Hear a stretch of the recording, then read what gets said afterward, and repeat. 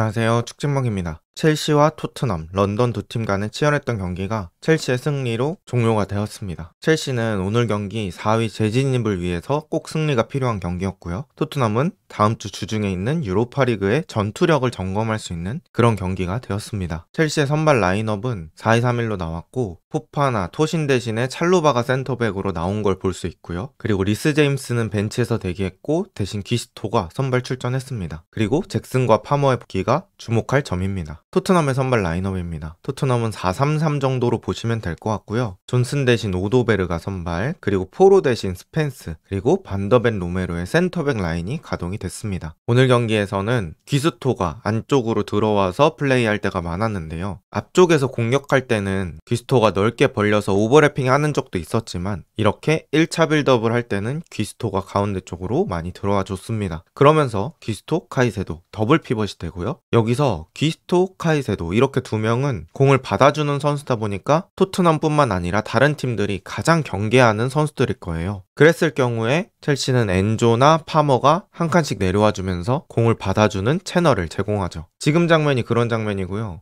엔조가 내려와 주면서 혼자 프리맨이 됩니다. 그런데 여기서 안 보이는 선수가 한 명 있죠. 바로 베리발입니다. 베리발이 엔조를 막으면 되는 거 아니냐 라고 하실 수 있는데, 그럼 반대쪽에 있는 파머가 비어버립니다. 지금 화면엔 안 나왔지만 베리발은 파머를 잡고 있었을 거고요. 나머지 토트넘 센터백 중에 한 명이 나와서 엔조를 견제하기에는 리스크가 너무 크다 보니까 토트넘 센터백도 엔조가 돌아서고 난 뒤에 막자 라는 마인드로 기다렸겠죠. 그래서 이런 장면에서 첼시가 빠져나가는 빈도가 조금 더 많았다고 볼 수 있고요. 게다가 토트넘이 전방 압박을 가했기 때문에 이 효과가 극대화되었습니다. 제임스가 중앙 미드필더로 플레이할 때는 공교롭게도 또 상대팀이 엄청 전방 압박을 빡세게 하진 않았어요. 그러다 보니까 템포가 더 정적인 느낌이 있었는데 오늘 경기는 토트넘도 템포를 올려주다 보니까 오히려 첼시에게도 좋게 작용했던 것 같습니다. 그리고 잭슨 효과를 언급하지 않을 수 없겠죠. 일단 제가 프리뷰 영상에서도 이 잭슨의 성실성이 첼시에게 다른 것들을 가져다 줄 수 있다라고 말씀을 드렸는데 오늘 비슷한 장면이 한 2개 정도 나왔어요. 경기 극초반에 잭슨이 반더벤과 로메로 사이에서 거의 득점할 뻔한 기회를 가져갑니다. 약간 우리나라가 2014년 월드컵에서 알제리한테 선제골을 먹힐 때 비슷한 구조로 실점을 했죠. 센터백 2명이 붙어도 의외로 처리하기 힘든 그런 공입니다. 어쨌든 이렇게 잭슨 쪽으로 롱볼이 투입될 수 있는 선택지가 생겼다는 게 저는 크다고 봅니다. 물론 네투도 저렇게 띄워줄 수 있고 다른 선수들도 띄워줄 수 있지만 거기서 버텨내는 힘 자체는 잭슨이 훨씬 좋죠. 잭슨이 드록바, 디디에 코스타 이런 정도의 피지컬까지는 아니지만 그래도 이 근력이라고 할까요? 그게 프리미어리그 처음 왔을 때보다는 지속적으로 성장 중인 느낌이 있습니다. 또 잭슨이 키에 비해서도 빠른 편이라서 로메로, 반더벤에게도 속도로 밀린다는 느낌은 못 들었습니다. 그리고 단순 크로스 상황에서도 네투, 웅쿵쿠 이런 선수들보다는 조금 더 낫죠. 잭슨이 크로스에서 헤더를 갖다 대는 게 전문 분야는 아니겠지만 그들보다는 센터백에게 조금 더 위협을 가져다 줄 수 있는 존재이기 때문에 여러 가지 방면에서 첼시가 얻을 수 있는 작은 이득들이 많았습니다. 그리고 공도둑 카이세도를 얘기하지 않을 수 없을 것 같아요. 사실 이 중원에서 토트넘이 역습해서 앞쪽으로 나오는 타이밍들이 있었어요. 그런데 그때마다 카이세도가 위험지역 앞쪽에서 공을 끊어주는 일들이 많았습니다. 또 높은 지역에서 끊으면 장점이 있죠. 바로 역습으로 전환할 수 있다는 거. 그리고 카이세도는 공을 전개해주는 퀄리티도 꽤나 좋은 선수입니다. 게다가 넓은 활동 범위, 많은 체력 가지고 있죠. 그러다 보니까 토트넘의 주 무기인 속공을 잘 억제해줬던 것 같습니다. 그리고 토트넘은 공격적으로 약간의 불균형이 있었어요. 지금처럼 오도베르가 오른쪽에서 전환을 받더라도 전진이 어려운 상황에서 공을 받게 되는 경우들이 많았습니다. 오도베르가 애초에 돌아있을 때 공을 받으면 좋은데 사실 서로가 압박을 진행할 때는 그렇게 돌아서 공을 받을 수 있는 기회들이 많지 않죠. 그러다 보니까 이렇게 등졌을 때는 주발이 오른발이기 때문에 무조건 앞으로 전진할 수가 없는 그런 구조가 완성이 됩니다. 만약에 지금 클루셉스키였다면 오른쪽 어깨로 맞고 왼발로 공을 끌고 가면서 가운데 쪽으로 전진할 수 있었겠죠. 역습 때는 정발이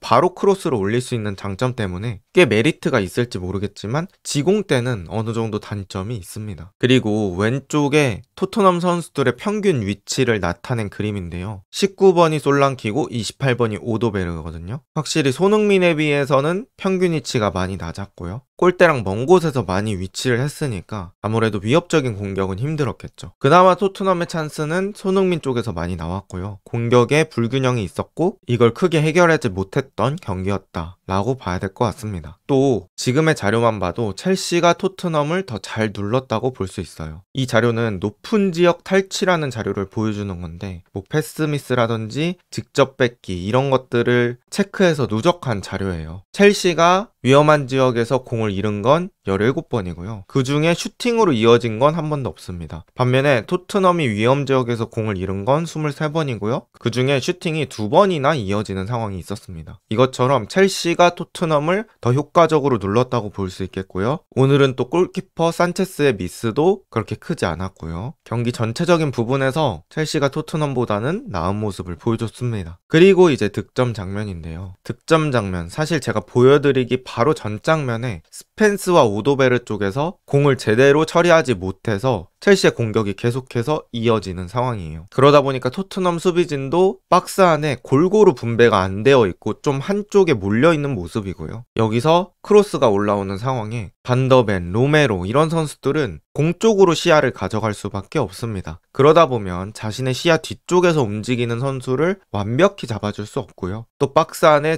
잭슨이라는 어느 정도 높이가 있는 선수가 있다 보니까 반더벤, 로메로 이런 선수들은 잭슨 쪽에 많이 몰리는 효과가 있었죠. 거기서 엔조가 반더벤 시야 뒤쪽으로 아주 잘 빠져나갔고요. 파머의 정확한 크로스 그리고 엔조의 정확한 헤더가 있었습니다. 이 국가대표 경기부터 확실히 이 박스 타격에 대한 감이 살아있는 엔조입니다. 토트넘 입장에서는 이번 경기가 유로파리그 전투력을 확인하는 경기가 되었어요. 오늘 경기도 전술 자체의 큰 기조는 변하지 않았다고 볼 수 있겠고요. 선수들의 퀄리티, 교체 자원 이런 것들은 선수들이 부상 복귀하면서 확실히 올라간 느낌은 있었습니다. 하지만 오늘 첼시가 워낙 잘하긴 했죠. 또 오늘 경기 사실 토트넘이 더 많은 실점을 할 수도 있었어요. 하지만 비카리오가 엄청난 세이브들을 해내면서 이 비카리오의 감각은 부상 복귀 이후에도 여전히 유지되고 있다 라는 긍정적인 면을 확인할 수 있었고요. 중요한 건 토트넘 센터백들의 컨디션이 중요할 것 같습니다. 오늘 경기 반더벤이 사실 이 공중볼 넘어오는 거에 있어서 처리가 완벽하지 않은 모습들이 몇 번 있었거든요. 그러다 보니까 반더벤이 조금 더 종합적으로 올라와야 할 것 같다라는 느낌이 있었고요. 유로파리그에서 토트넘 센터백들이 어떻게 경기를 풀어주느냐, 얼마나 안정적으로 경기를 운영하느냐에 따라서 경기 내용이 많이 달라질 것 같습니다. 그리고 토트넘은 교체 타이밍이 조금 더 빨라져야 될 것 같다고 느꼈어요. 포스테코글루 감독이 오늘 경기는